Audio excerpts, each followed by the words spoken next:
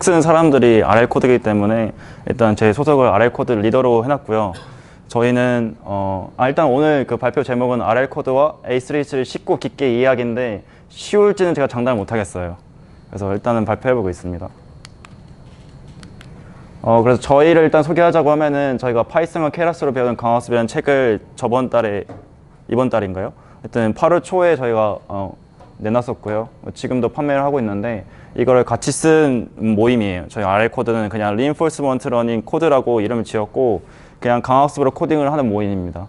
그 중에 저는 리더를 맡고 있고 잠시 제가 있는 회사를 설명드리자고 하면 저는 제이마플이라는 회사에 듣도 보도 못한 회사에 있는데 저희는 스타트업이고 저희가 하려는 일은 이렇게 비음성인 소리를 인식해서 청각장애인에게 알려주거나 아니면은 다른 그 고장나는 여러 가지 뭐 자동차나 그런 기계에서 진동을 통해서 거기서 고장을 알아채서 알려주는 일을 하려고 하는데 지금 당장은 저희가 청각장애인을 위해서 아기 울음소리나 경적 이런 소리들을 이렇게 기기를 통해서 감지해서 알려주는 일을 하려고 하고 있습니다.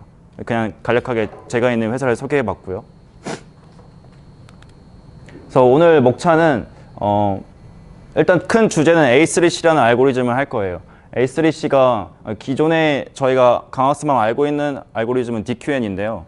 DQN은 그래서 나온 지가 2013년 정도에 나왔으니까 지금 꽤 됐거든요. 한 4년 정도 됐고 그래서인지 되게 설명하는 자료도 꽤 많습니다. 근데 A3C 같은 경우에는 재작년 말에 나왔는데 지금 최근에 그 베이스라인 알고리즘으로 강학습 베이스라인 알고리즘을 다들 사용하고 있기 때문에 저희는 강학습을 하려면 이제 꼭 알아야 되는 알고리즘이 되었어요. 근데 이거를 제대로 설명하는 그 문서라든가 자료가 별로 없기 때문에 저희는 이거를 타겟으로 잡고서 이거를 이해하기 위해서 필요한 과정들을 쭉 짚어나갈 것입니다. 그래서 뭔가 알고리즘을 이렇게 수식적으로 이렇게 접근하기 전에 좀 직관적으로 먼저 이해를 한번 해보고 그 다음에 수식적으로 쭉 훑어보는 과정을 저희가 진행할 건데요. 아쉽게도 코드 이런 거는 다루진 않고요. 딱 수식적인 측면에서 얘가 그 식이 어떻게 나왔나, 알고리즘이 어떻게 나왔나를 좀 설명드리고 그걸 이해하는 시간을 가져보도록 하겠습니다. 그래서 A3C 직관적으로 이해하고 그에 필요한 폴리시 그레디언트, 리인포스, 액터 크리틱, A3C까지 이렇게 순차적으로 살펴볼 예정입니다. 그래서 A3C라는 알고리즘이 최근에 이제 베이스라인으로 나왔기 때문에 저희가 다루는데 사실상 A3C는 그 강학습이 큰 두 갈래가 있는데 그 밸류 베이스드 강학습과 폴리시 베이스드 강학습이 있습니다. 근데 보통은 다 밸류 베이스드로 설명을 해주고 폴리시 그레디언트 잘 설명하는 문서나 강의가 별로 없어요.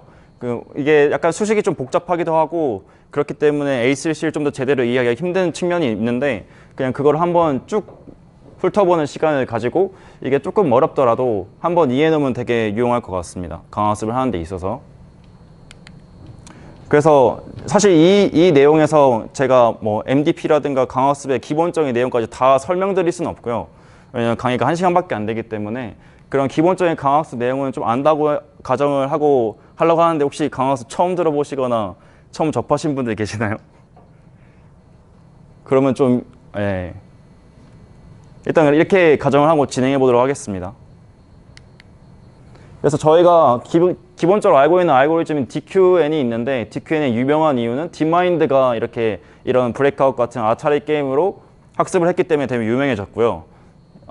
이 DQN 알고리즘이 한 거는 게임 화면을 상태 입력으로 받아와서 학습을 한 게 되게 큰 이슈였습니다.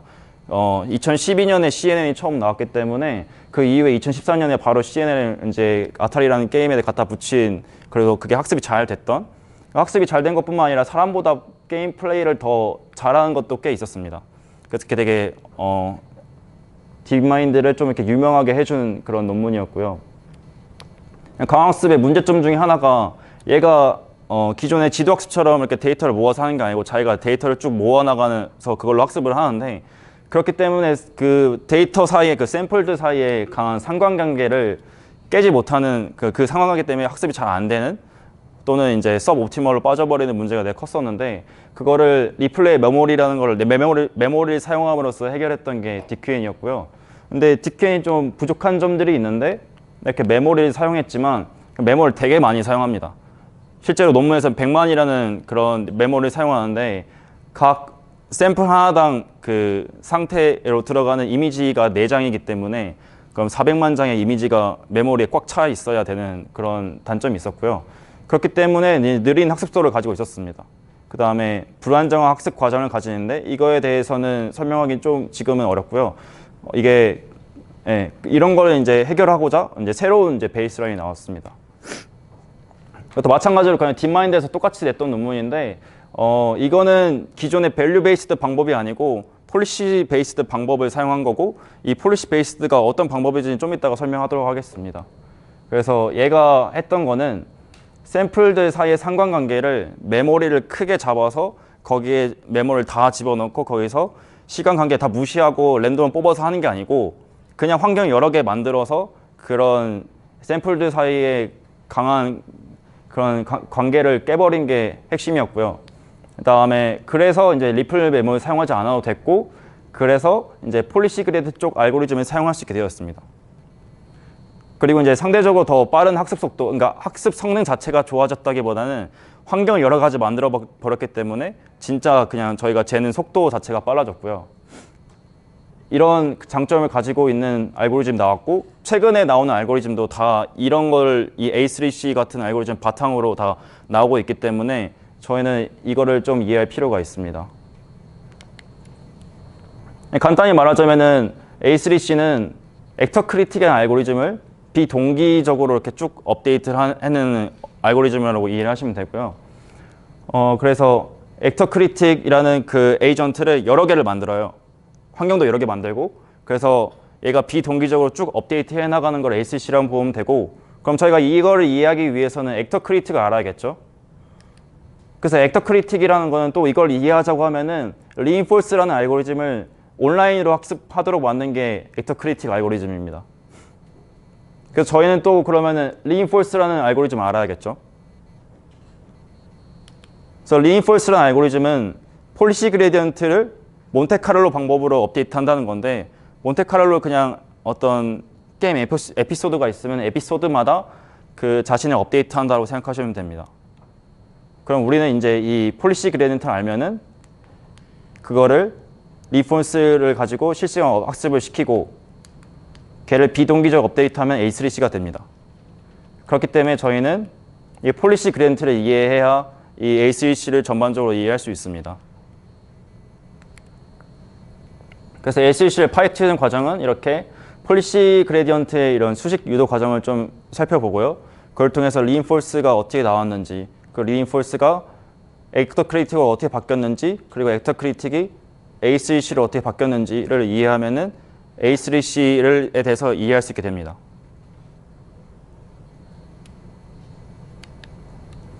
그래서 A3C에 대해서 이론적으로 그리고 수식적으로 접근하기 전에 제가 그 직관적으로 얘가 어떻게 학습을 하는지에 대해서 한번 살펴보도록 하겠습니다.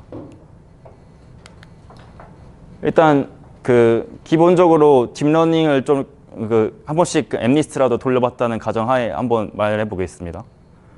그래서 지도학습에는 슈퍼바이즈 러닝에는 크로스 엔트로피라는 그런 로스 펑션이 있습니다. 오류 함수가 있고 이 오류 함수는 보면은 이 뉴럴 네트워크가 있으면은 얘가 출력으로 소프트맥스 그 액티베이션 펑션을 지나서 출력을 자기가 예측을 내놓으면은 이 예측과 정답의 차이를 계산하고 싶은 게 이제 로스 펑션인데요. 기존의 그 MSE 같은 방법이 아니고 얘는 이제 크로스 엔트로피라는 그런 로스 펑션을 사용하고 식은 이렇게 됩니다.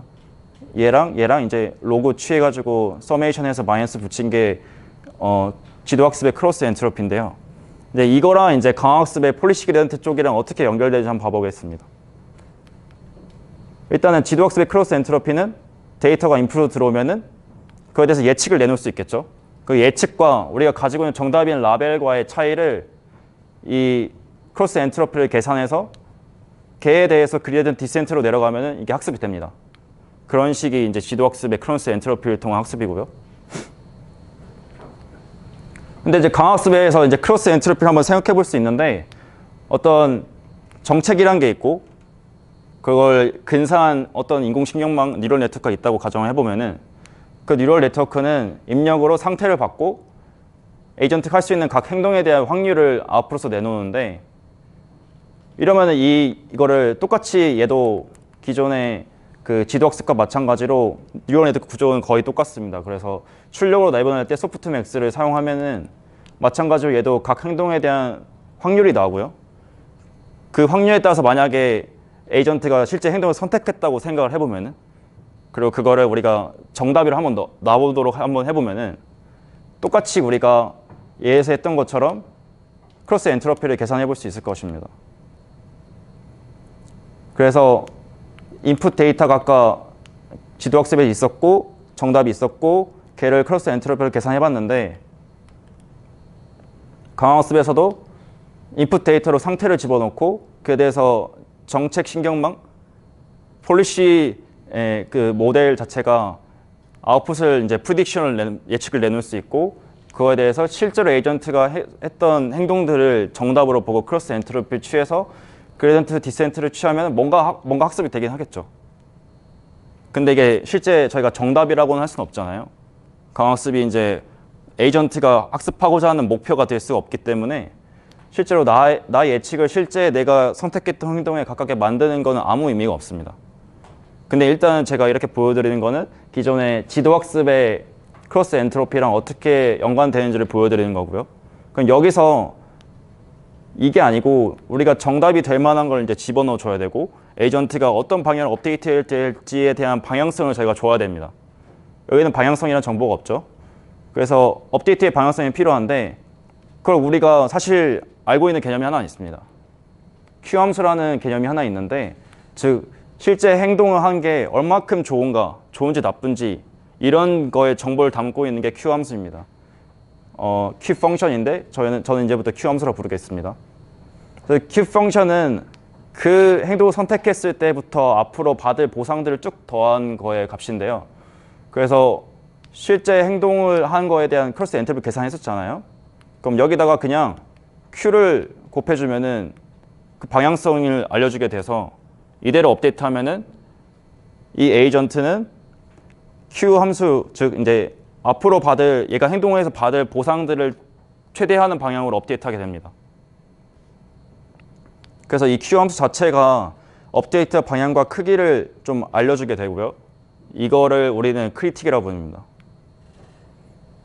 얘도 마찬가지로 정책이 아까 신경망을 통해서 근사했듯이 얘도 크리틱은 또 Q 함수를 알기 위해서 뉴럴 네트워크를 사용합니다. 그래서 이거를 그레디언트 디센트 취하면은 액터 크리틱이 되고, 이 액터 크리틱이 하나의 에이전트인데 사실 이렇게 하면은 좀 느린 감이 없잖아 있습니다. 그리고 아까 DQN이 해결했던 샘플들 사이의 상관관계를 절대 깰 수가 없는데, 그거를 이 에이전트와 환경 자체를 여러 개 만들면은 어떨까라는 아이디어를 낸 겁니다. 그래서 딥마인드에서 그런 아이디어를 생각했었겠죠. 사실상 딥마인드에서 내기 전에 이런 방법은 계속 있어 왔지만, 그래서 아까 했던 이거를 그냥 여러 개 만들어 버린 겁니다. 에이전트 1, 그리고 인바이러먼트 새로 만들어 버리고, 인바이러먼트 2 만들어 버리고, 거기에 에이전트가 있고, 인바이러먼트 3가 있고, 에이전트가 또 있고, 이게 이제 저는 4개만 해놨는데 한 뭐 16개 정도로 하는 것 같습니다, 보통. 그래서 각 에이전트가 실제 행동을 인바이러먼트 1에서 취하면은 거기에 대해서 아까 크로스 엔트로피에다가 Q 함수를 곱한 거를 계산할 수 있습니다. 이게 그 강학습에서의 로시 펑션이라고 보면 되고요.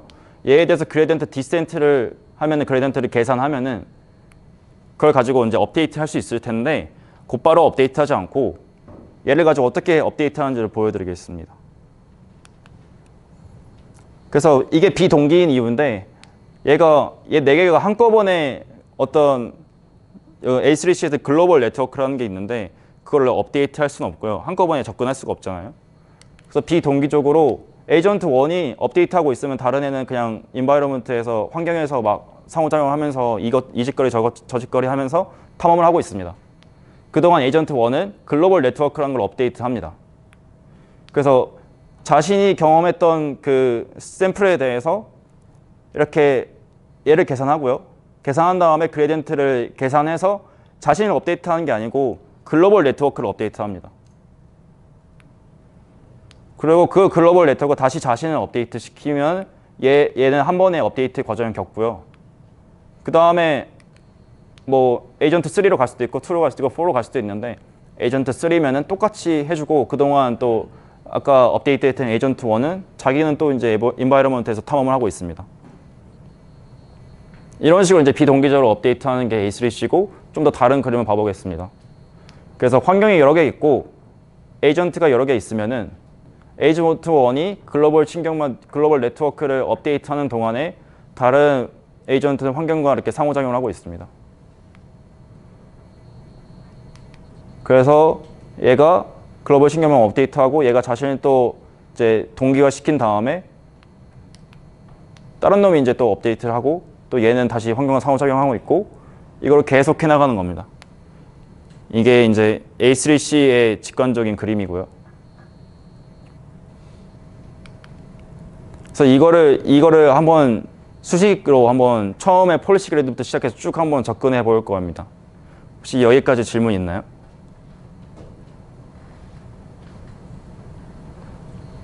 강학습을 기본적으로 조금은 이제 베이스를 안다고 생각하고 접근했기 때문에 모르시는 분들은 좀 어려울 수도 있겠네요. 그래서 폴리시 그레디언트를 또 이제 한번 접근해 보자고 하면은 강학습 자체가 보상을 받게 하는 행동들의 확률을 증가시키는 게 강학습입니다. 그래서 내가 했던 행동들이 있는데 거기서 좋은 행동만 계속 더 하게 만들고 싶다는 게 강학습이고 그러면은 현재의 정책이라는 건 간단히 말하자면은 그냥 각 상태마다 내가 어떤 행동을 할 거야 라고 예상하는 그런 자신의 행동들이고요.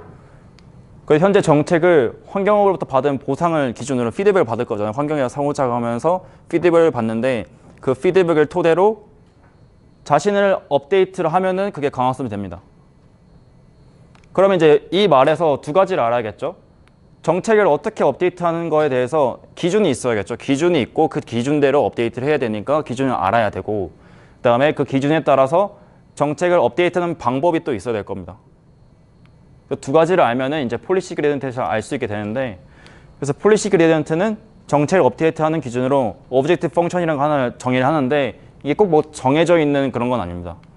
그냥 에이전트가 배워야 될 그런 대상이 되겠죠. 어떤 목표가 되겠죠. 그 다음에 그 목표 함수에 따라서 정책을 업데이트 하는데 그냥 우리가 잘 아는 그레디언트를 따라서 이번에는 내려가는 게 아니고 그를 따라서 올라가면은 점점 얘가 자신의 정책을 업데이트 하면서 이 목표 함수 오브젝티브 펑션을 좀 더 늘리는 방향으로 자신을 업데이트하게 된다는 게 이제 폴리시 그레디언트입니다.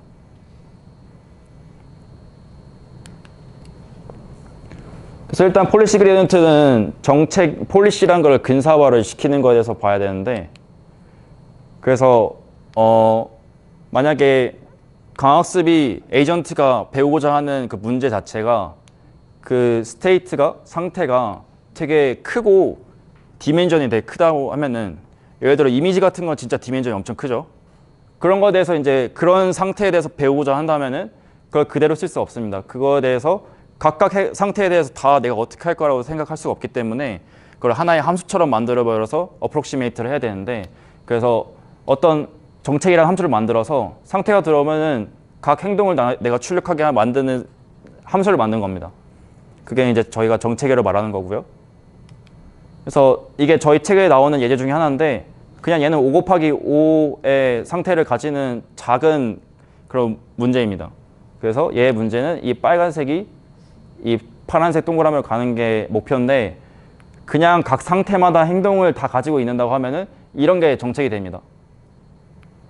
근데 이런 거를 엄청 큰 상태에다가 디멘전도 엄청 넓다고 하면은 크다고 하면은 이런 식으로 각각 상태에 대해서 내가 할 행동을 가지고 있는 자체가 말이 안 되죠. 그래서 이거를 그냥 상태 여기는 상태가 XY 좌표인데 그냥 여기면 0,0이고 1,0이고 막 이러겠죠. 상태가 들어오면은 정책을 통과했을 때 이 에이전트가 상하좌우로 움직일 것인가에 대한 그 아웃풋을 내도록 함수를 만든 겁니다. 그래서 보면은 얘는 나는 여기 있을 때 밑으로 내려갈 거야. 여기 있을 때 밑으로 내려갈 거야. 여기 있을 때 위로 올라갈 거야. 이런 것들을 가지고 있고 얘가 그 테이블 형태로 가지고 있는 게 아니라 함수 형태로 가지고 있다고 하면 저희가 정책을 근사화했다고 말할 수 있습니다.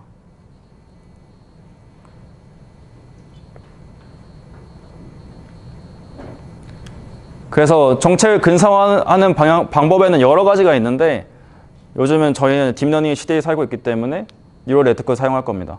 그래서 정책을 근사하는데 인공신경망을 사용할 거고, 이 인공신경망은 이 상태를 받아와서, 여기서는 그 XY 좌표겠죠. 뭐 상태를 받아와서 각 행동을 할 확률을 내는 거를 인공신경망을 사용한 겁니다. 그래서 그냥 인공신경망을 쓰고 거기에 인풋과 아웃풋을 정해주면 되는 겁니다. 그래서 이 정책이라는 거는 상태 S일 때 A를 한 확률인데, 그거를 세타라는 인공신경망으로 근사했다라는 표현으로 이렇게 세타를 써줍니다. 그래서 저희는 이제 정책을 가지고 있죠. 이 정책을 가지고 있는데, 당연히 처음에 정책이 어떤 게 좋은지 모르니까 뭐 뉴럴 네트워크 때문에 뭐 이니셜라이제이션을 해주면은 뭐 쓸데없는 그런 정책이 하나 있겠죠. 그럼 얘를 이제 업데이트하는 게 목표입니다. 그래서 이 근사화시킨 뉴럴 네트워크 정책을 업데이트해야 되는데, 얘를 뭐에 대해서 업데이트하냐가 이제 아까 저희가 말했던 목표 함수라는 게 있고, 얘에 대해서 그레디언트를 계산해서 그걸 따라 올라가겠다가 이제 폴리시 그레디언트입니다. 그래서 아까 말씀드렸다시피 강학습에는 큰 두 가지 갈래가 있는데, 가치 기반 강학습과 정책 기반 강학습이 있습니다. 가치 기반은 가치 함수 밸리 펑션이라는 거를 기준으로 두고 얘가 높은 걸 선택하고, 뭐 Q 함수가 있으면 Q 펑션이 있으면 내가 매 스텝마다 행동을 선택할 때 Q 펑션이 높은 행동을 선택하겠다. 그래서 얘가 업데이트하는 기준이 당연히 가치 함수 밸리 펑션이나 Q 함수가 됩니다. 근데 정책 기반 강학습에서는 Q 함수를 쓰지 않고, 가치 함수를 쓰지 않고, 정책을 업데이트할 때마다 어떤 방향을 업데이트할지는 기준으로 목표 함수를 사용합니다. 그걸 이제 저는 이제 J라고 쓸 거고, 이게 정책에 따라서 오브젝티브 펑션이 달라지기 때문에 세타는 아까 정책이었죠. 정책을 근사한 인공신경망이었죠. 그렇기 때문에 세타에 대한 인수로 둘 수 있습니다.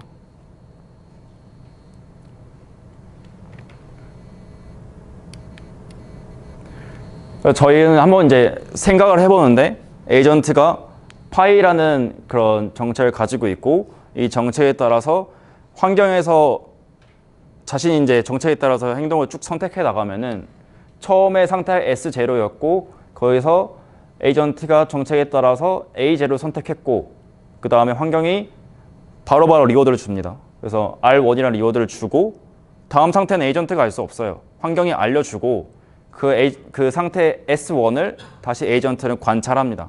관찰한 다음에 이 상태에서는 내가 또 이 행동을 해야겠다. 그래서 A1을 선택하고, 그 다음에 또 그에 대한 보상을 받고, 이거를 마지막 터미널 스테이트까지 하면은 하나의 이런 경로, 트래젝토리가 완성이 되는데, 이걸 한번 생각해 보는 겁니다. 이 트래젝토리 동안에 내가 얼만큼 이 보상들 받은 거를 얼만큼 받았나를 이제 한번 체크해 보는 겁니다.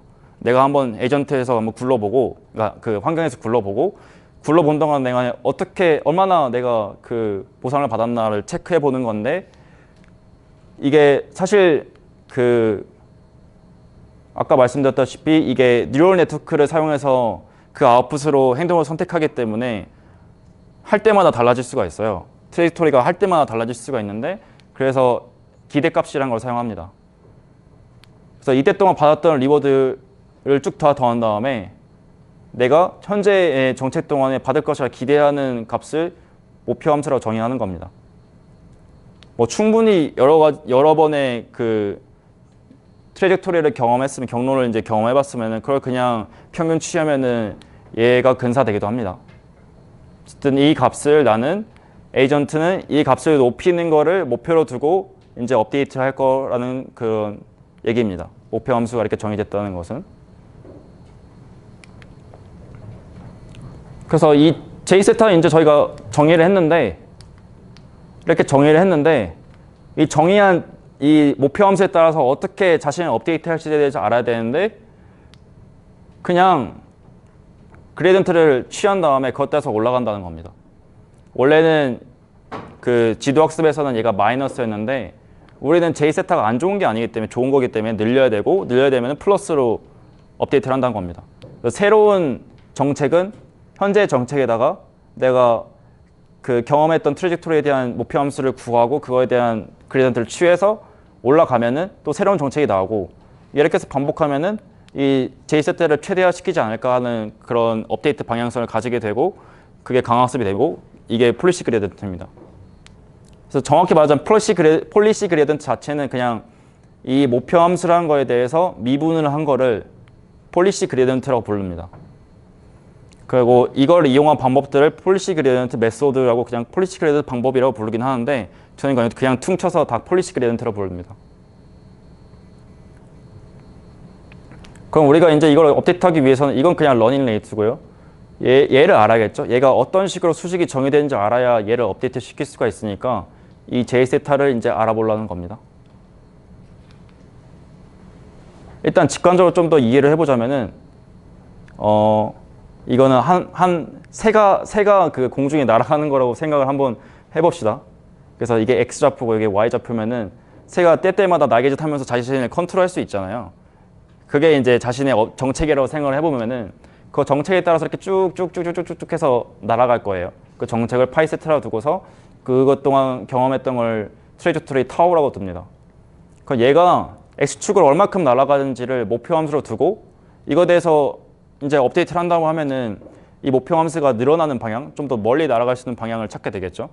그래서 얘를 미분해서 자신의 폴리시를 얘에 따라서 업데이트를 하면은 얘는 새로운 트레젝토리를 그리게 되고 새로운 트레젝토리는 J세타 이전의 폴리시로 갔던 그 거리보다 더 멀어진다. 이걸 계속 반복하면은 최대로 갈 수 있는 그 거리를 가기 위한 폴리시를 얻게 되는 겁니다.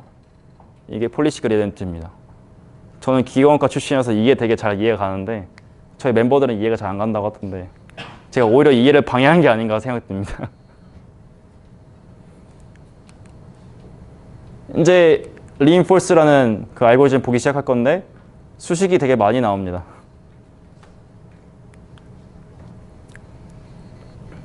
이 폴리시 그레디언트 업데이트 식은 우리가 아까 방금 봤던 식이고요. 세타를 업데이트할 때 폴리시 그레디언트를 구해서 그거에 러닝 레이트 곱해서 더해서 업데이트 하겠다가 이제 폴리시 그레디언트고요. reinforce 알고리즘은 이 폴리시 그레디언트를 이렇게 씁니다.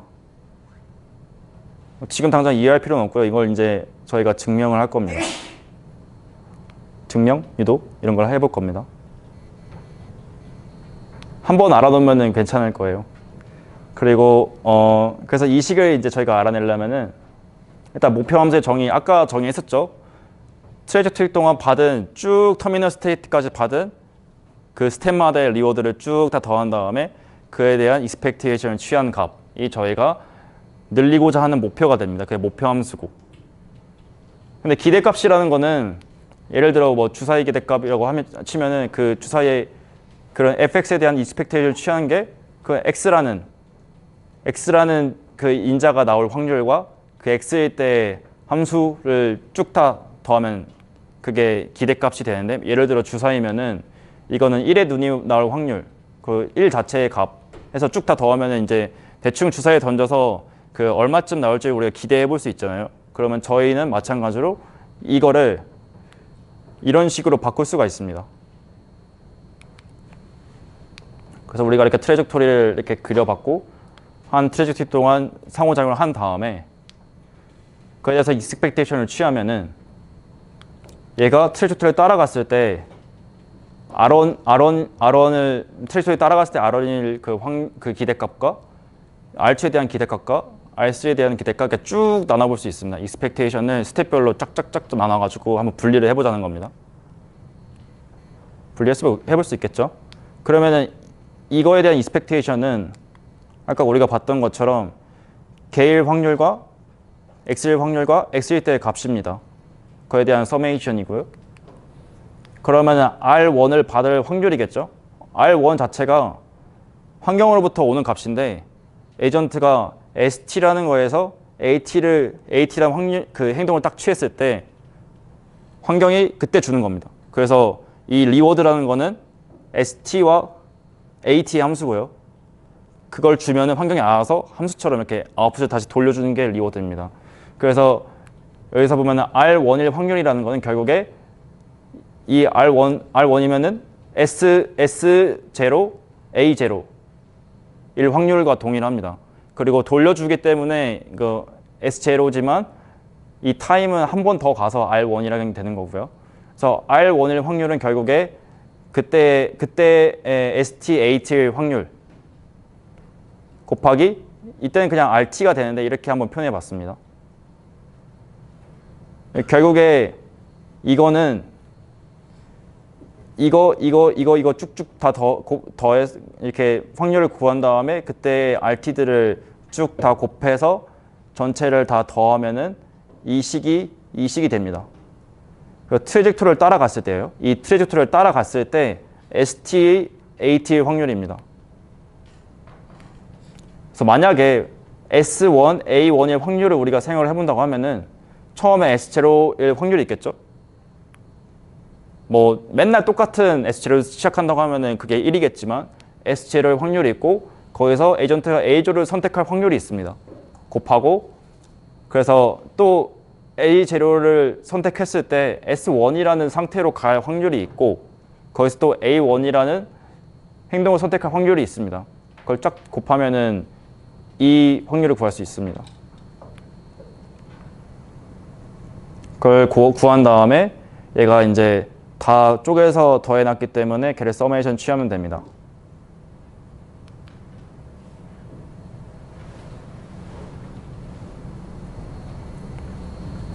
그래서 우리가 정의했던 이 목표 함수가 있고 이 식을 이렇게 정했었는데 폴리시 그레디언트는 이 목표 함수를 미분하는 거죠.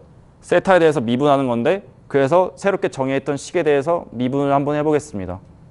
미분을 하면은 이 식을 우리가 아까 이렇게 구했죠. 각 ST8인 상황에 있을 확률과 그때 받은 리워드를 곱해서 다 더한 값이 이 objective 펑션의 새로운 정의인데 여기다가 세타의 그레디언트를 취한 겁니다. 그래서 이 그레디언트는 사실 세타에 대한 거니까 R1은 R 자체는 그냥 환경이 주는 거라서 내 정책과는 아무 상관이 없습니다. 그래서 그레디언트는 R에 붙지 않고 이 P 트레젝토리를 따라갔을 때 ST8의 확률 앞에 그 그레디언트가 붙게 됩니다. 그래서 이렇게 넘어가게 되는데 설명을 하자면은 얘가 이렇게 넘어가는 과정에 대해서 설명을 하자면은 이 식을 한번 살펴보면은 이 식에 대해서 우리가 미분을 붙였는데 이게 로그 함수의 미분의 성질입니다. 그래서 이 로그 함수의 미분은 fx분의 dfx인데 마찬가지로 이 식에다가 똑같이 p로 나누고 p를 곱하면은 변함이 없겠죠. 식 자체는 변형이 안 되고 이 상황에서 얘는 로그로 고칠 수 있습니다. 로그에 대한 미분이니까요. 로그 p로 고칠 수 있고 그러면 이 수식은 다시 우리가 처음에 여기서 이렇게 p를 붙여서 값을 곱해서 더한 것처럼 다시 expectation 형태로 돌려볼 수 있습니다. 그래서 이렇게 우리가 여기까지 식을 구했는데 저기 expectation 취하신 게 네. 트레젝토리에 대해서 expectation 취한 건지 아니면 모든 트레젝토리에 대해서 취한 건지 특정 하나의 트레젝토리에 대해서 취한 건지 그러니까 만약 모든 트레젝토리에 대해서 취한다고 하면은 떨어진 샘플에 대한 서메이션도 추가가 돼야 되는 그렇죠. 일단은 그 기대값을 구할 때는 모든 트레젝토리라고 가정을 하고 하는데 사실상 그거는 강화수를 쓸 수 없고 걔를 나중에 샘플링으로 대체하면 됩니다. 트레젝토리 한번 가보고 걔에 대해서 샘플링으로 그 값을 구해보고 업데이트하고 한 식으로 하면 된다가 강화수입니다.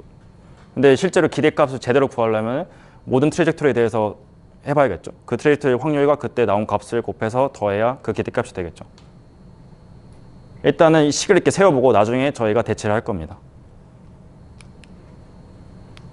그래서 얘는 그 ST8의 확률을 다시 이제 expectation을 빼면은 이 뒤에 식이 서메이션 한 거에 대한 expectation이 목표 함수가 됩니다.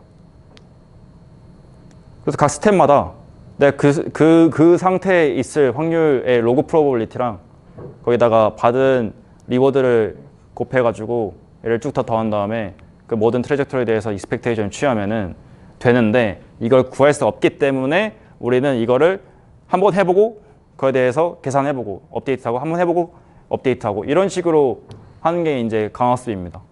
그래서 이게 핵습이에요. 강화학습 자체는 그냥 익스펙테이션 하지 않고 샘플링해서 그걸 업데이트 하겠다가 그러면 학습이 된다. 이게 강화학습이고요. 그래서 얘를 익스펙테이션 떼고 이런 식으로 만들면은 우리가 이거를 구하면은 이제 자신을 이제 강화학습 시킬 수가 있습니다. 근데 우리가 모르는 값이 있어요. 여기서 RT는 뭐 받았다 치고 그래서 안다 치면은 이 ST, AT 확률은 사실상 그 환경과의 상호작용, 그러니까 환경이 돌려주는 그런 값들이기 때문에 내가 진짜 알 수가 없거든요. 그럼 이 상황에서 얘를 알기 위해서 한번 이 식을 한번 살펴보겠습니다. 사실 AT, ST, AT 확률, 트레젝토리를 따라갔을 때 ST, AT 확률은 S0의 확률, A0의 확률, 쭉쭉쭉 해가지고 AT까지 올 확률이죠. 세타를 따라갔을 때.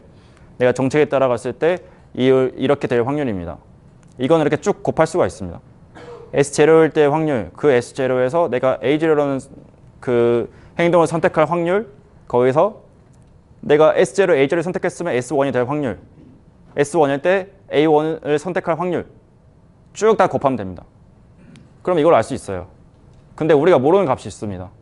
우리라기보다는 에이전트가 모르는 값이 있습니다. 이 S0의 확률과 뭐 S0에서 A0을 선택했을 때 S1이 될 확률 이런 걸 에이전트가 알 수 없습니다. 그래서 이 상황에서는 구할 수 없는데 우리가 아까 로그를 취했었죠. 여기다가 그 다음에 미분했었는데 그러면 다 사라집니다. 그래서 이 확률은 쭉 이 P 대신에 우리 아까 위에서 구했던 이 값을 그대로 집어넣어 줄 수 있는데 이 P에다가 이렇게 쭉 집어넣어 주고 로그 성질이 있죠. 로그 A, B는 로그 A 플러스 B다. 그래서 더하기를 쭉 바꿀 수 있습니다. 그래서 아까 여기에 대해서 미분을 취하고 R 곱한 다음에 그거를 서메이션 취한 게 우리가 오브젝티브 펑션을 구한 거였는데 오브젝티브 펑션에 대한 그레이던트를 구한 거였는데 그거를 이거를 이렇게 바꿨으니까 얘에 대해서 이제 그레이던트를 취하면 됩니다. 전체에 대해서. 뭐 취하면 되죠. 취해보면은 그레이던트가 이제 세타에 대해서 취한 거니까 뭐 얘나 얘는 세타랑 아무 상관이 없습니다. 그냥 환경이 주는 거니까 에이전트랑 관련이 없죠. 그래서 이걸 미분하면 다 사라집니다. 다 0이 되고. 그래서 몰라도 됩니다. 쭉 다 사라지고 결국 파이만 남아요. 내가 S0에서 A0를 선택할 확률, S1에서 A1을 선택할 확률 이거에 대한 로그를 취하고 그레이던트 취한 걸 쫙 더한 것만 남고 나머지 P에 대한 건 싹 사라집니다. 이제 우리가 뭘 해볼 수 있겠죠? P를 이제 몰라도 되니까. 이게 쭉 다 더한 거니까 이걸 다시 서메이션으로 바꾸면은 T는 0부터 T-1까지 이 식을 이제 쫙 다 더할 수 있으면 T까지의 로그 프로버빌리티 폴리시에다가 로그를 취한 거에 미분한 거를 쭉 더한 걸 T까지 더한 거를 그걸 다시 T는 0부터 T-1까지 쭉 해볼 수 있습니다. 만약에 T가 0이면은 여기 R1 하나 나오고 여기는 이거 하나 나오겠죠. 그 T가 2면은 얘는 R2가 되고 T가 1이면 얘가 R2가 되고 얘는 2개가 남겠죠. 이런 식으로 쭉 서메이션을 하면 되는데 이 식은 이렇게 바꿀 수 있습니다. T 프라임을 두고서 그냥 T까지 더한다 이렇게 바꿀 수가 있고 그러면 사실 여기서 이걸 이렇게 알려줄 수 없는데 그냥 이거 손으로 써보면은 얘가 이렇게 바뀌어요. 그냥 별 아무것도 없습니다. 그냥 써보면은 이게 원래는 그 트레이토리가 0부터 T-1까지 쭉 했으면 그때 RT에다가 이걸 곱했었는데 자리를 바꿔버릴 수가 있습니다. 자리를 바꾸고 T는 0부터 T-1까지 아까 구했던 로그 프로버빌리티 있잖아요. 그거에다가 미분 취한 거에다가 이 ST, AT 때부터 받은 리워드들을 다 더한 다음에 끝까지 다 더한 다음에 그걸 곱하고 이걸 전체 트레이토리에 대해서 서메이션 해주면은 우리는 이걸 가지고 에이전트의 폴리시를 업데이트 할 수 있습니다.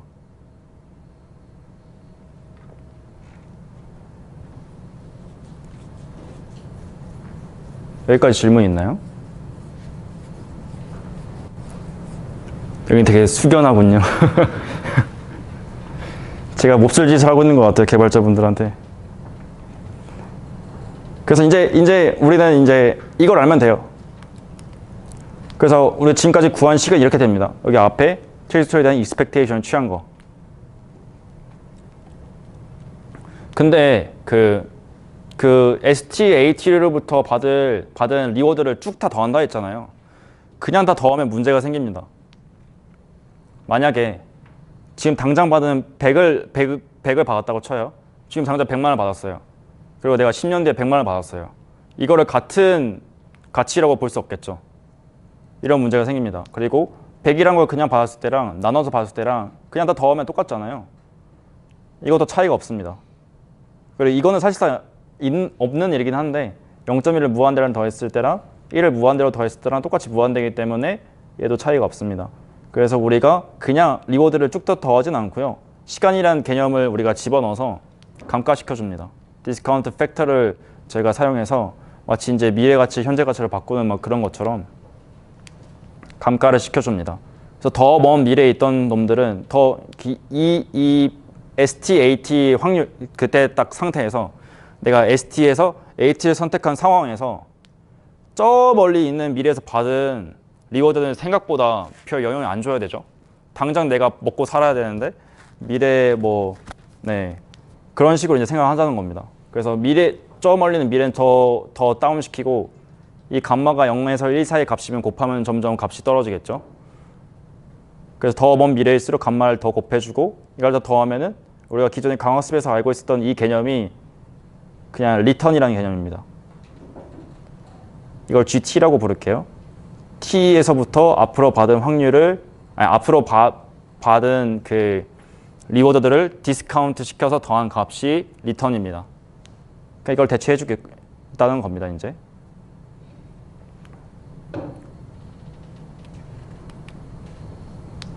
이제 이걸 GT를 바꾸면 우리가 처음에 구하고자 했던 이제 식이 나오게 되는데 이때 익스펙테이션 모든 트래젝토리에 익스펙테이션을 구할 수 없으니까 이걸 샘플링으로 대체하겠다. 그래서 한 에피소드가 한 트래젝토리가 하나의 샘플이 되고 그래서 이렇게 근사를 시킬 수가 있습니다.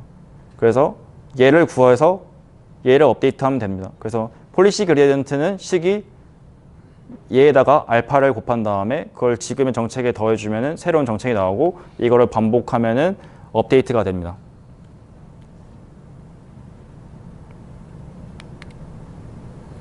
다시 이제 좀 살펴보자면은 한 에피소드를 형제 정책에 따라서 쭉 진행을 해보고 실행을 한번 해본 다음에 그 다음에 트래젝토리 그때 동안 받았던 트래젝토리를 쭉 기록을 하고 에피소드가 끝난 다음에 아까 GT라는 게 이렇게 끝까지 받았던 리워드들을 쭉 디스카운트 시킨 거였죠. 감가시킨 거였는데 이거는 에피소드 다 끝나고 나면 만약에 RT를 다 기록해 놨으면 우리가 그 값을 다 알 수 있습니다. 그래서 그거를 각 스텝마다에 대해서 구해줍니다. 만약에 트래젝토리가 100스텝이었으면 100개의 리턴이 생기는 거죠. 그래서 폴리시 그레디언트를 계산해서 정책을 업데이트 해주고 이 1에서 4의 과정을 계속 반복해주면은 이게 리인포스가 됩니다. 이게 에피소드마다 업데이트 하기 때문에 몬테카를로 폴리시 그레디언트를 부르고요.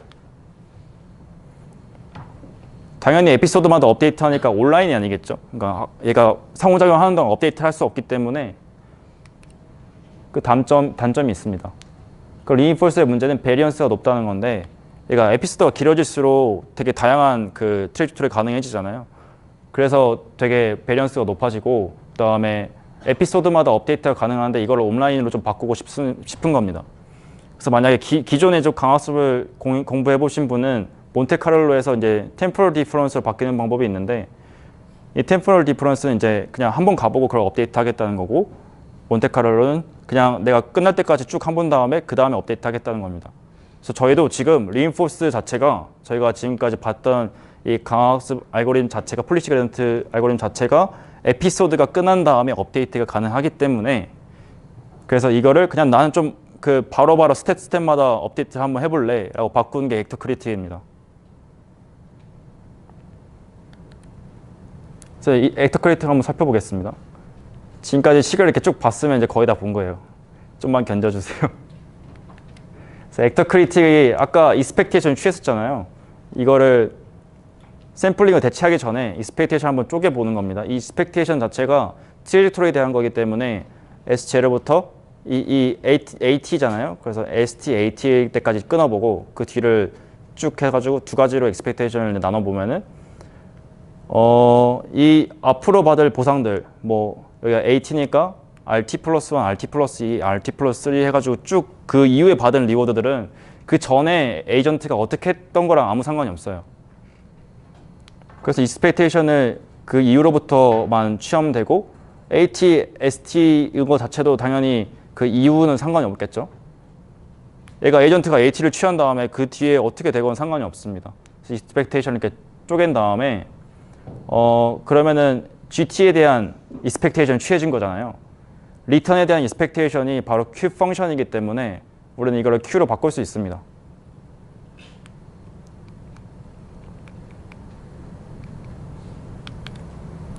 그래서 Q로 바꿔주는 겁니다.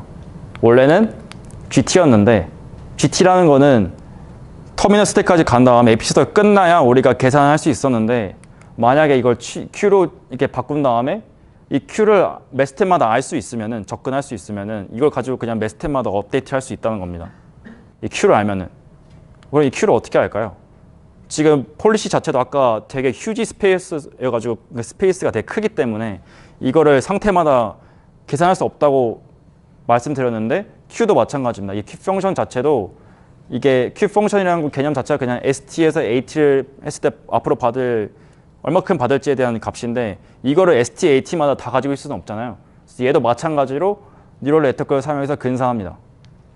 W라는 거로 일단 구별을 할 겁니다. 여기서 세타였는데 얘는 W를 사용함으로 구별을 하고 그러면 네트워크 두 개를 사용한다는 얘기입니다. 그러니까 그냥 하나는 정책으로 사용하고 하나는 Q 펑션을 사용하겠다. 이게 액터 크리틱이고요. 그래서 이렇게 하면 얘가 크리틱이 됩니다. 크리틱, 비평가. 내가 지금 한 행동에 대해서 좋은지 안 좋은지를 판단해 주겠다는 겁니다. Q가. 이렇게 하면 이제 업데이트를 매 스텝마다 하는 게 가능해지는데 이제 이 식을 가지고 업데이트를 하면 되는데 보통 이렇게 그냥 안 쓰고 Q라는 거는 사실 생각을 해보면 만약에 내가 좌로 가는 행동이 있고 우로 가는 행동이 있었다고 쳐봐요. 그러면 좌로 가는 행동이 1점이에요. 우로 가는 행동이 2점이에요. 이렇게 안 하고 사실 좌로 가는 행동이 별로 안 좋으니까 마이너스 1점 줘버리고 우로 가는 행동을 뭐 1점 주고 이러면 더 업데이트하기, 학습하기 더 편하겠죠.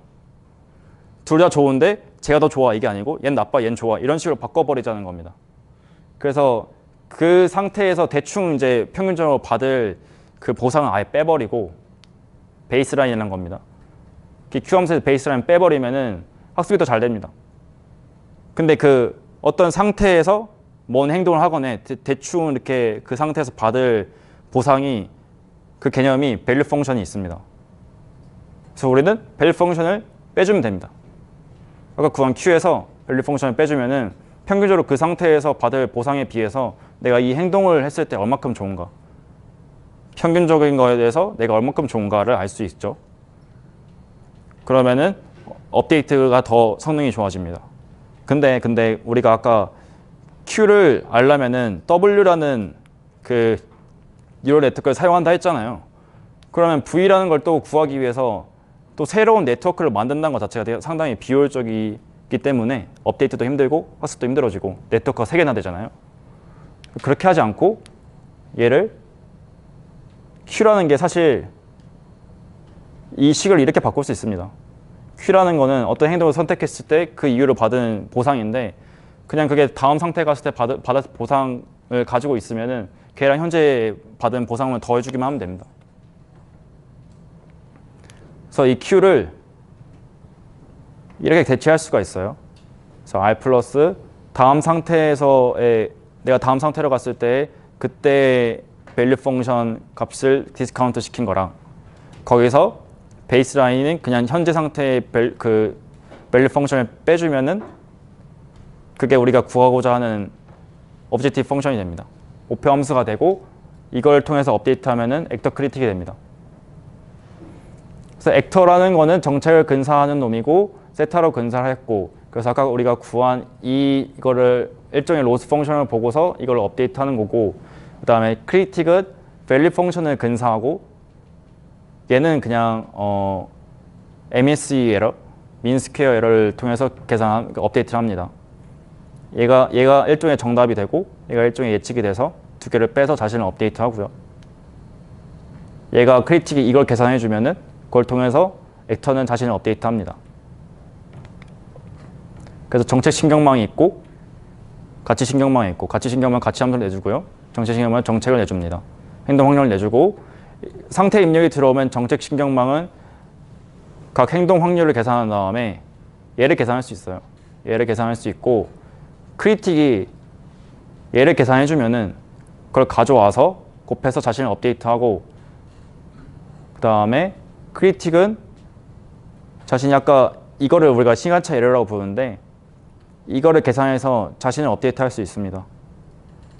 그래서 얘네 둘을 이렇게 업데이트하고 다시 한번 또 한 스텝 가보고 그 다음 또 업데이트하고 한 스텝 가보고 업데이트하고 이게 액터 크리틱입니다. 기존의 리인포스는 끝까지 가본 다음에 그 다음 했었는데 액터 크리틱은 크리틱이라는 네트워크를 하나 더 만들고 걔를 통해서 매 스텝마다의 얼마큼 행동이 좋은가를 계산한 다음에 걔를 가지고 액터와 그것도 자신을 업데이트하고 이게 액터 크리틱입니다.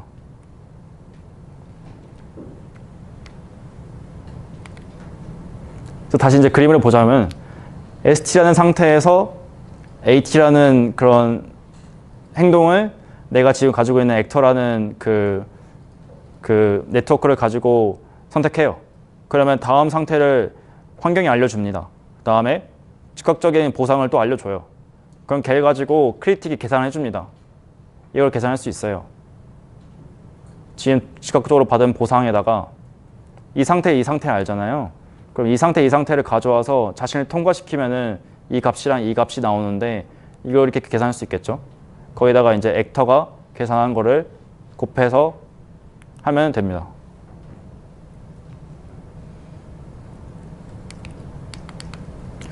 이 마이너스 곱해져 있는 거는 아까 크로스 엔트로피 정의 자체가 마이너스였잖아요. 그래서 얘를 마이너스 곱해준 다음에 그레이디언트 디센트를 취하겠다는 겁니다.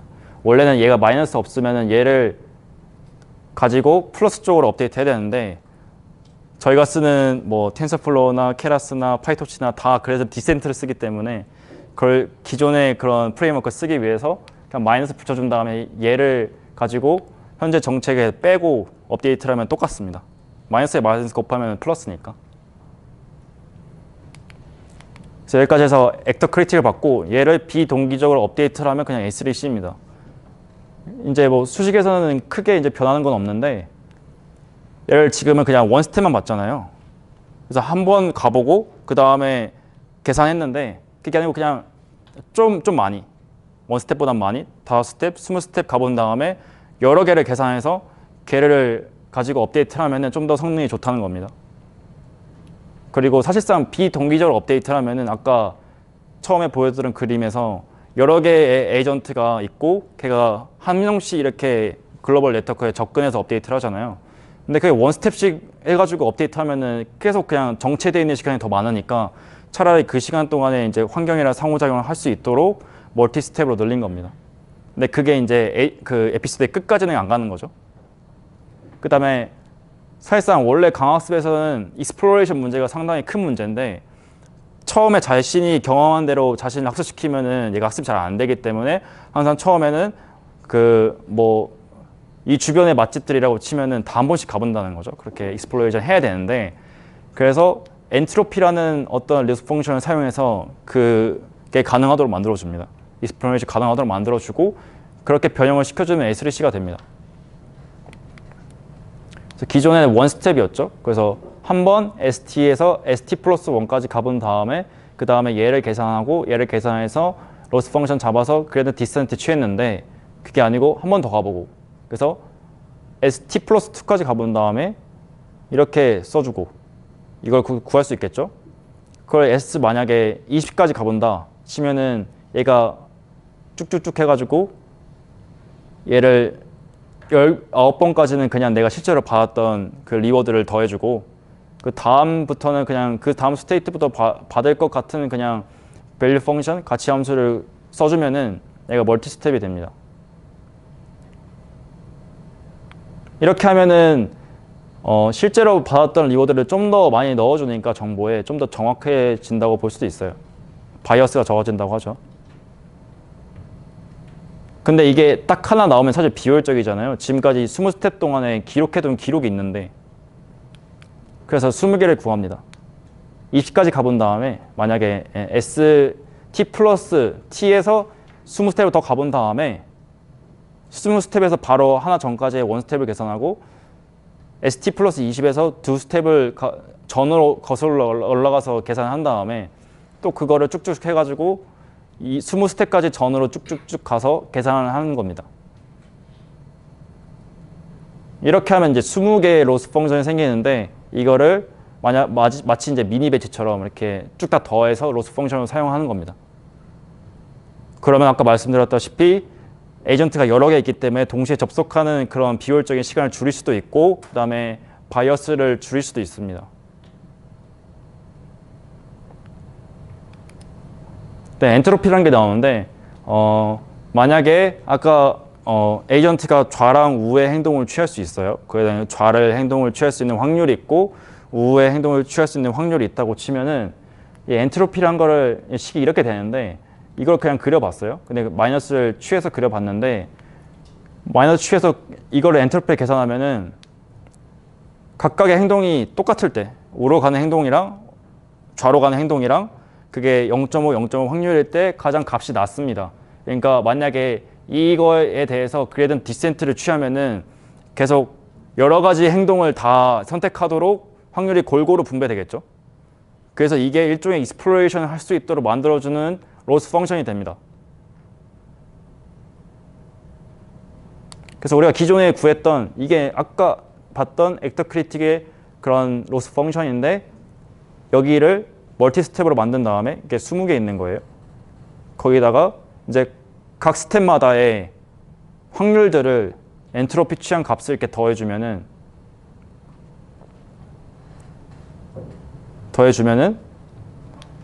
얘는 이제 익스플로이테이션이라고 하는데, 그냥 내가 현재 가지고 있는 정보를 통해서 업데이트하는 거고요. 얘는 이 항은 그 에이전트로 하여금 좀 더 익스플로레이션 하도록 만들어줍니다. 좀 이렇게 조화를 시키겠다는 거죠.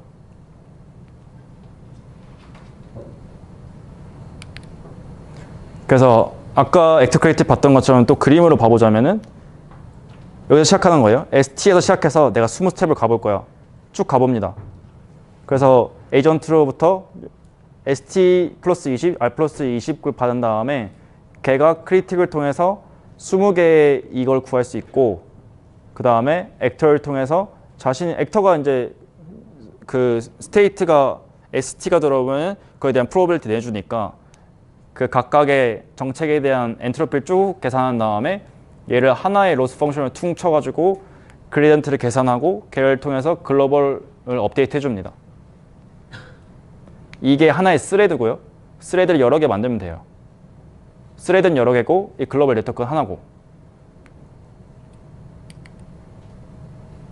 여기까지는 직관적으로 이제 수식적으로 이제 S3C를 이해해봤습니다. 혹시 질문 있나요, 여기까지?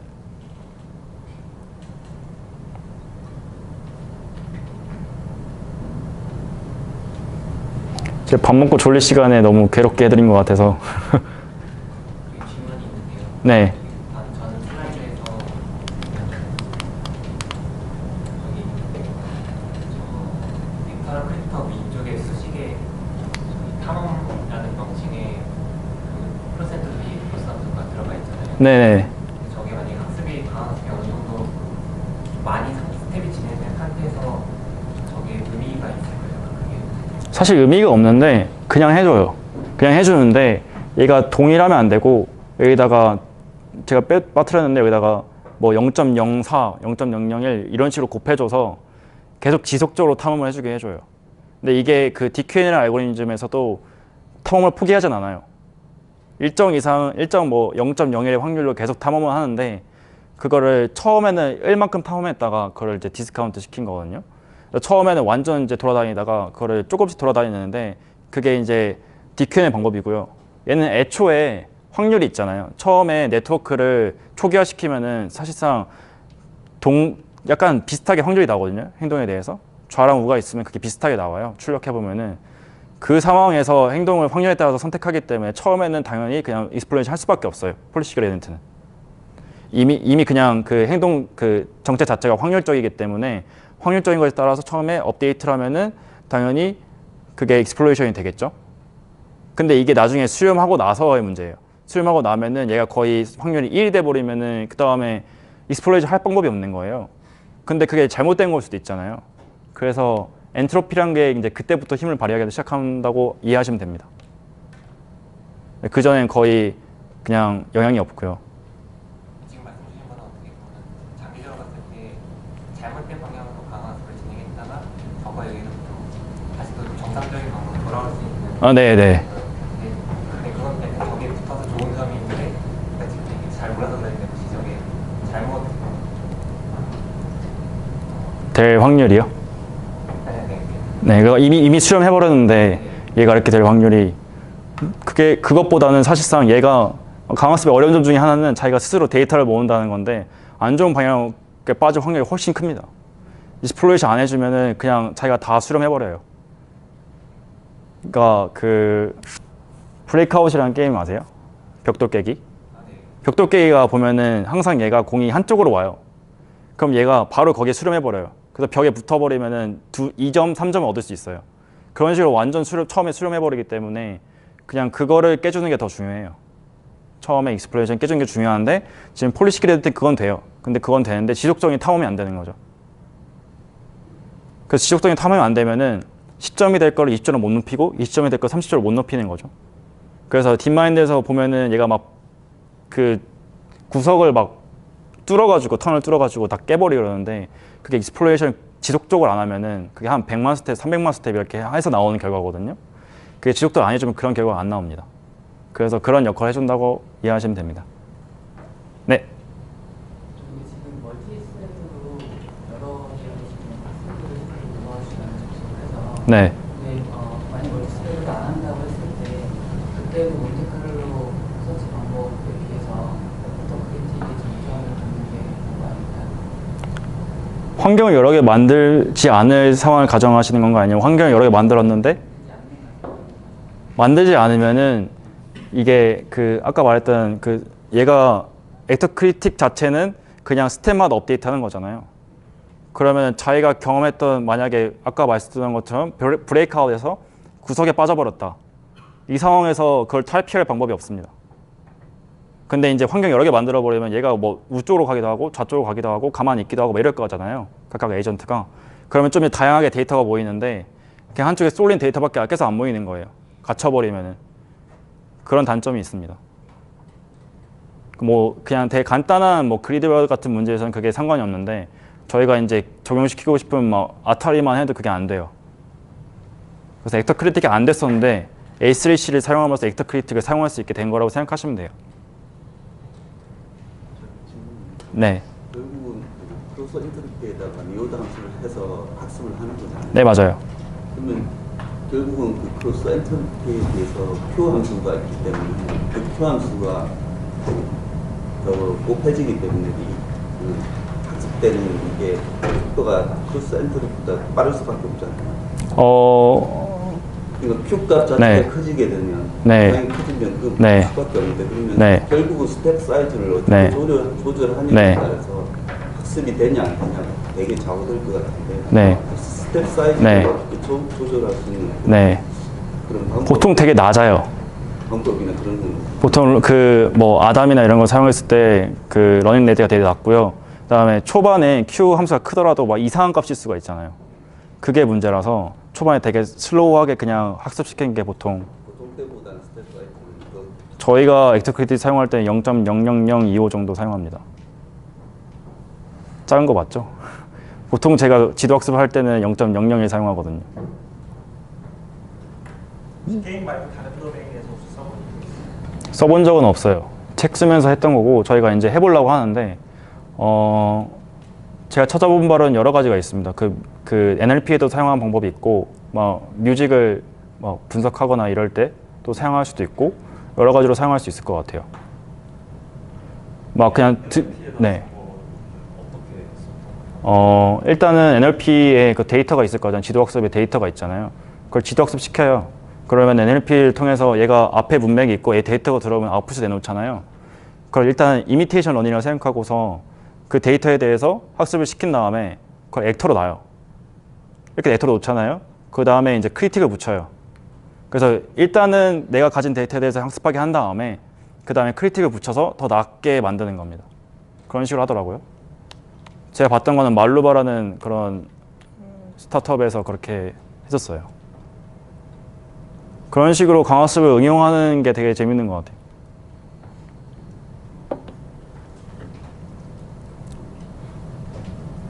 또 질문 있나요? 저 혹시 저기 탐 때문에 네. 액터 계속 저 폴리시 네트워크에 따라서 그리디하게 액팅을 해서 익스플로레이션 자동으로 알아서 되는. 네, 근데 얘가 그리디는 아니에요. 어차피 확률에 따라서 선택하는 거잖아요. 원래 DQ나 이런 건 그리디 폴리시를 쓰는데 그러면은 그냥 내가 Q 함수의 왼쪽 좌쪽에 있고 여기서 큰 놈을 선택한다는 거잖아요. 그래서 다른 놈을 선택하면 익스플로레이션이 되는데 얘는 자체가 그냥 자기의 확률이잖아요. 이거를 막을 방법이 이런 식으로 로스 펑션을 쓰거나 아니면은 요즘에는 뭐 네트워크 자체에 그냥 노이즈를 파라미터에 넣어버리는 방법도 쓰고 있는 것 같아요. 그런 식으로 이제 텀을 만들어야 되는 거죠. 저 확률 부분도 앞에 설명하셨나요? 어떤 확률이에요? 그러니까 그거는 아, 네. 이거요? 엔트로피? 저 값은 어떻게 구하십니까? 엔트로피 수식은 저건데. 일단은 저희가 이거를 구하기 위해서 쭉 모으잖아요. S를 쭉 모아요. 20개를 모아요. 그러면 액터가 있고 얘를 통과시키면 그냥 그 프리딕션 값들이 나오잖아요. 그거에 대해서 스스로 엔트로피 취한 거예요.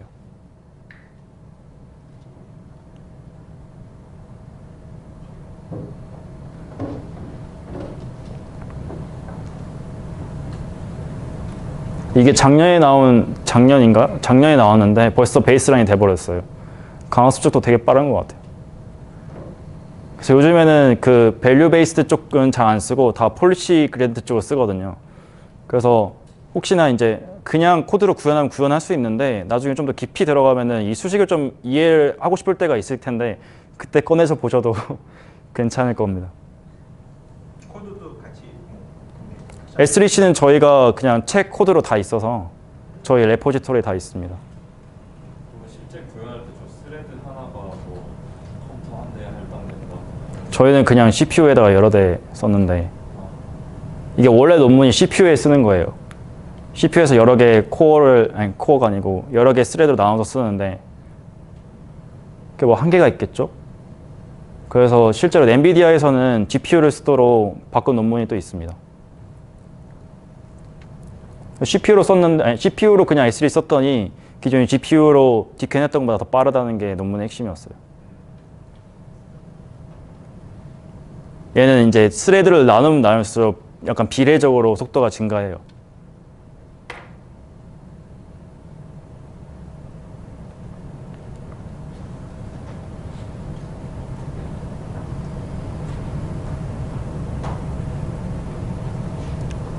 더 질문 있나요?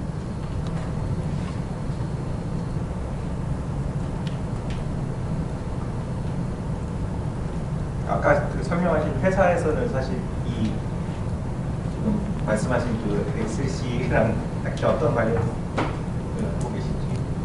저희 회사요? 저희 회사는 지금 지도학습 쓰고 있습니다. 저는 이거를 따로 퇴근하고 나서 이분들과 모여서 계속 책을 쓴 거고요. 공부하면서. 이게 내년이나 내후년쯤에, 그러니까 제가 생각하는 강학습의 방향성은 지도학습을 학습시켜놨는데 얘가 한계가 있는 거예요. 뭐 사용자의 피드백이나 이런 거에서 받고서 그걸 리워드를 받고서 좀 더 학습시켰으면 좋겠는데 그게 안 되는 거죠. 뭐 요즘에 NLP도 계속 문제가 있다고 하는 게 문맥 같은 걸 파악 못 한다는 건데 그런 것들 혹시 강학습으로 이렇게 뚫어주지 않을까 하는 그런 기대에서 사람들이 많이 하는 것 같습니다. 로봇 같은 데서는 좀 대체 불가능해지는 것 같고요. 저도 이 강학습을 실제의 그런 NLP나 막 그런 좀 게임이 아닌 실제 도메인에서 어떻게 쓰는지에 대해서 좀 계속 저희끼리 논문 찾아보고 공부하고 있습니다.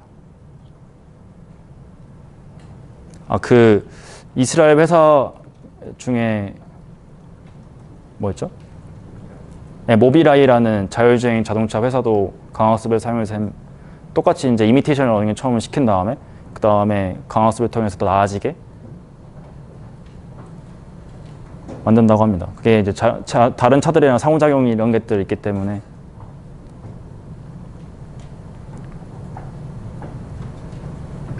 만약에 NLP 쪽에 적용한다고 해서 이미테이션 러닝으로 미리 프로세스를 만들고 나서 그다음에 익스플로레이션한테 이제 인바로먼트가 필요할 것 같은데 네. 그런 건 어떻게 있어요? 저는 잘 모르겠는데요. 아마도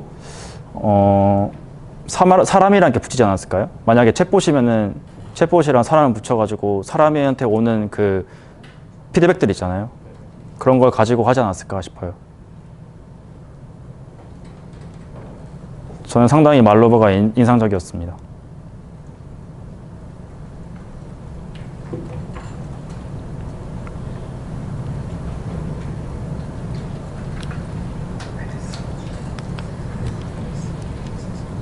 혹시 더 추가하실 부분 없으시나요?